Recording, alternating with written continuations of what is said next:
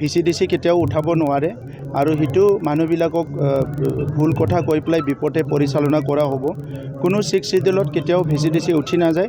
VCDC থাকিবৰ কাৰণে VCDC office বনোৱা হৈছে। ভিচিডিচি থাকিবৰ কাৰণে ভিচিডিচি সেক্ৰেটাৰী এপইণ্টমেণ্ট দিয়া হৈছে।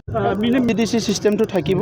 ইটো তেখেতসকলে হিটো যিটো কৈছে ইটো হ'লে ভুল কথা কৈছে, কাৰণ 6 শিডিউলত ভিচিডিচি কেতিয়াও উঠাব নোৱাৰে আৰু হিটো মানুহবিলাকক ভুল কথা কৈ পেলাই বিপদে পৰিচালনা কৰা হ'ব। কোনো 6 শিডিউলত কেতিয়াও ভিচিডিচি উঠি নাযায়। ভিচিডিচিটো সিস্টেমেটিক কৰা হ'ব।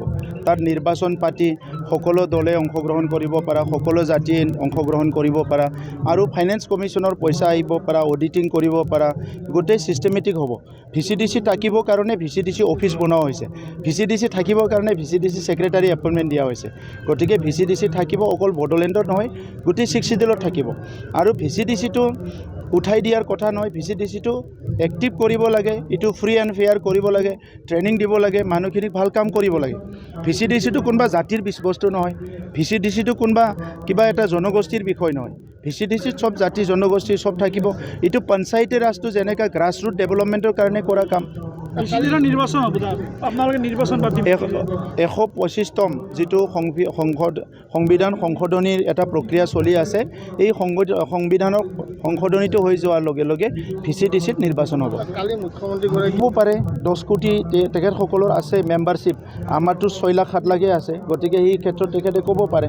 এতিয়া চাওক, পৃথিৱীত কোনো এটা জীৱ জন্তুৰে ইয়াত মানে প্ৰয়োজন নাই এনেকুৱা নহয়, চবৰো প্ৰয়োজন আছে।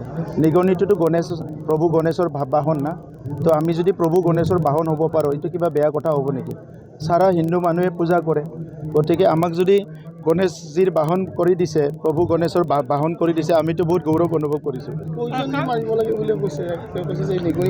তেতিয়া প্ৰভুৱে ক'ত ঘূৰি উঠিব? প্ৰভুটো উঠি ঘূৰিব লাগিবতো। তো প্ৰভুৰ যদি বাহনটোৱে যদি পয়জন দি মাৰি দিয়ে, প্ৰভু কেনেকৈ ঘূৰিব? প্ৰভুটো ঘূৰিব লাগিব নহয়। তো পূজা কৰে। মহাৰাষ্ট্ৰখনত ইমান ডাঙৰ গণপতি পূজা হয়, গোটেই ভাৰতবৰ্ষত গণপতি পূজা হয়, होता है कि नहीं? महाराष्ट्र में तो गणपति पूजा होता है बहुत बड़ा। तो सुहा को मार देने से गणपति जी कैसे घूमेंगे? हाँ, तो गणपति जी जिंदा रखना पड़ेगा। আৰু বিভিন্ন সাব ডিভিজন আমাৰ জিলা হয়। তো এতিয়া আমাৰ পুৰণি বাক্সা ডিষ্ট্ৰিক্টটো UPPLৰ দুৰ্গ হিচাপে আছিলে, তো এতিয়াও দুৰ্গ হৈছে। আগতকৈ 2-3টা সিট বাঢ়াৰ এটা চান্স আছে। গতিকে তামোলপুৰ মই এটা সমষ্টিত কোৱা নাই, 5টা সমষ্টিত 5টা সমষ্টিয়ে বহুত ভালকৈ আগবাঢ়ি আছে। আৰু 22 তাৰিখত যিটো নিৰ্বাচন হ'ব, মোৰ এনেকুৱা লাগিছে যে 5টা সমষ্টিয়ে UPPLৰ খাতাত আহি যাব।